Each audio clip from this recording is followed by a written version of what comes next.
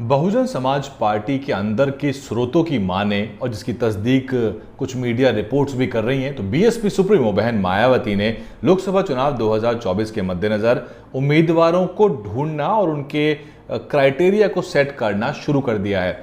खबरों की माने और अंदर से जो निकल के छन खबरें आ रही हैं, बीएसपी सुप्रीमो बहन मायावती शिक्षित और गैर विवादित उम्मीदवारों का इस बार चयन करने वाली हैं और ये बात भी लगभग साफ है कि बीएसपी दलित मुस्लिम समीकरण को ही साध के चलेगी।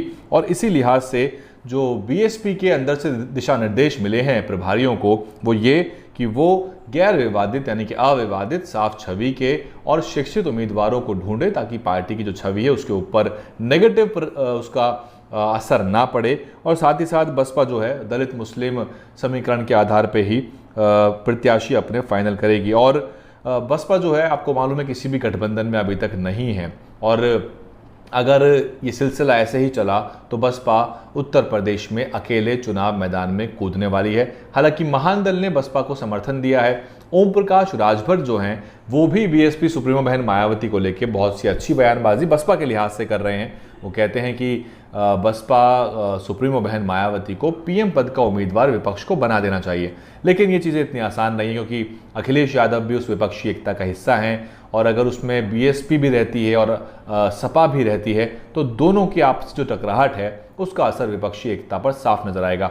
वैसे तो अगर देखें विपक्षी एकता को, केजरीवाल लगभग उसमें से बाहर है। केजरीवाल को लेकर आरजेडी के नेताओं ने भी टिप्पणी की है, जेडीयू की तरफ से भी टिप्पणी आई है और जो लोग कह रहे हैं कि जिस तरह का वहाँ व्यवहार रहा वो एक तरह से मीटिंग से वॉकआउट कर गए और मीटिंग के बाद हुई प्रेस वार्ता में वो शामिल नहीं हुए। कई सारे लोग गए थे, उनकी एक जिद थी और इसी अड़ियल रवैये को बहुत लोगों ने नापसंद किया है कि कांग्रेस पार्टी अध्यादेश पे पहले समर्थन करे तब कुछ बात करेंगे। तो ये जो अपरिपक्वता है, जो बचकानापन है राजनीति में, वो नागवार गुजर रहा है बाकी दलों को जो काफ़ी तजुर्बेकार नेताओं के नेतृत्व में चल रही हैं बिहार में और यूपी में और बाकी राज्यों में। लेकिन बसपा को लेकर अब स्थिति साफ है कि आपराधिक प्रवृत्ति के नहीं होने चाहिए उम्मीदवार, ऐसा कहा जा रहा है। साथ ही साथ बसपा अपने विधानसभा चुनाव की किसी भी गलती को दोहराना नहीं चाहती। एक बहुत ही उल्लेखनीय, रेखांकित करने योग्य एक पॉइंट है वो ये कि बसपा बहुजन राजनीति की ओर वापस लौट रही है। बसपा केवल दलित मुस्लिम और पिछड़े की ही बात कर रही है। बात तो ये अखिलेश यादव भी कर रहे हैं कि पीडीए का नारा दिया है, वो कह रहे हैं कि अब जो है पीडीए के आधार पे वो चलेंगे और एनडीए का मुकाबला पीडीए कर सकता है, यानी कि पिछड़ा, दलित और अल्पसंख्यक। लेकिन अखिलेश यादव खुलकर कभी भी मुस्लिम शब्द का इस्तेमाल नहीं करते या मुसलमानों के मुद्दों को खुलकर नहीं उठाते। वो अलग बात है कि मुसलमानों का वोट उनको ही मिलता रहा है, लेकिन आगे भी मिलेगा ये नहीं कहा जा सकता। मेरठ का एग्जाम्पल ले लीजिए, जहां ओवैसी साहब की पार्टी को भी उतना ही वोट मिला जहां पर जितना कि समाजवादी पार्टी को मिला। बीएसपी जो है वो बहुत ही मुश्किल समय से गुजर रही है। उत्तर प्रदेश की राजनीति की हम बात करें, लेकिन 24 के जो चुनाव हैं वो बसपा के लिए उतने ही चुनौतीपूर्ण रहने वाले हैं क्योंकि निगम के चुनाव में भी बसपा के हाथ कुछ बेहतर नहीं लगा और बसपा जो है अपनी राजनीति के तौर तरीके को बड़े पैमाने पर नहीं बदल रही। हालांकि इससे बसपा की जो प्रासंगिकता है, बसपा की जो सामाजिक आंदोलन की ज़रूरत है वो ख़त्म या कम नहीं हो जाती। लेकिन बसपा को भी इस बात को समझना चाहिए कि जो हाशिए पर दलित राजनीति जा रही है वो अंततः बसपा के उदय के रूप में, बसपा के फिर से मजबूत होने के रूप में ही वो कल्मिनेट होगी। वो क्योंकि कांग्रेस पार्टी जो है वो दलित समाज को नहीं साधना चाहेगी सीधे तौर पे, क्योंकि कांग्रेस पार्टी लार्जर पॉलिटिक्स खेलना चाहती तो है दलितों का वोट मिले पर बिन मांगे मिले। जिस तरह अखिलेश यादव चाहते हैं कि उनको मुसलमानों का वोट मिले तो सही लेकिन बिन मांगे मिले। कांग्रेस पार्टी राजस्थान में दलितों की सुध लेके राजी नहीं है। वहां जघन्य अत्याचार उत्पीड़न के मामले लगातार पिछले 1 साल से निकल रहे हैं। इंद्र मेघवाल से पहले भी मामले थे लेकिन तब से सिलसिला थमा नहीं है। जितेंद्र मेघवाल हो और रोहित रैगर हो, बीकानेर का मामला हो, खाजूवालों का मामला हो, अलवर का मामला हो, अजमेर का मामला, बहुत सारे इस तरह के मामले हैं। बारात रोकने के तो पता नहीं कितने दर्जनों वहाँ मामले हैं। लेकिन यूपी को लेके बहन मायावती फूक फूक के कदम रख रही हैं। कोऑर्डिनेटर की जो हालिया बैठक हुई थी उसमें बाहर कुछ भी निकल के नहीं आया। देखिए, चुप्पी साधे हुए थे नेता। ये बात मैं आपको बता रहा था कि कोई भी खुलकर बयानबाजी नहीं करना चाह रहा, लेकिन अपनी बूथ कमेटियों को मजबूत करने की बात की और युवाओं को जोड़ने पर उन्होंने खास जोर दिया है। और जो समीकरण है उसके आधार पर बसपा जो है इस बार प्रत्याशी मैदान में उतारेगी और बसपा को ये ज़रूरत भी है कि टैक्टिकल वो प्रत्याशी उतारे, क्योंकि उधर बीजेपी मुसलमानों को भी साथ रही है। मोदी मित्र के बारे में जानिए आप, मोदी मित्र योजना क्या है भारतीय जनता पार्टी की। और देखिए भाजपा सक्रिय हो चली है। मोदी जी देख रहे होंगे आप, अलग अलग राज्यों में रैली शुरू कर रहे हैं। बसपा को भी देर नहीं करनी चाहिए। यूपी के चुनाव बसपा का समय लेना शुरू कर देंगे साल के आखिर में, तो ये जो समय है इसको बहन मायावती इस्तेमाल कर सकती हैं। आकाश आनंद को उन्होंने बहुत ही सही तरीके से 4 राज्यों की जिम्मेदारी दे दी है। बहुत जल्द आपको आकाश आनंद के भी जो सभाएं हैं, दौरे हैं, वो देखने को मिल जाएंगे। राजस्थान से शुरुआत होने वाली है, मध्य प्रदेश में भी उनके दौरे होंगे। तो इन 4 राज्यों में आकाश आनंद भी एक तरह से चुनाव के प्रभारी के रूप में काम करेंगे।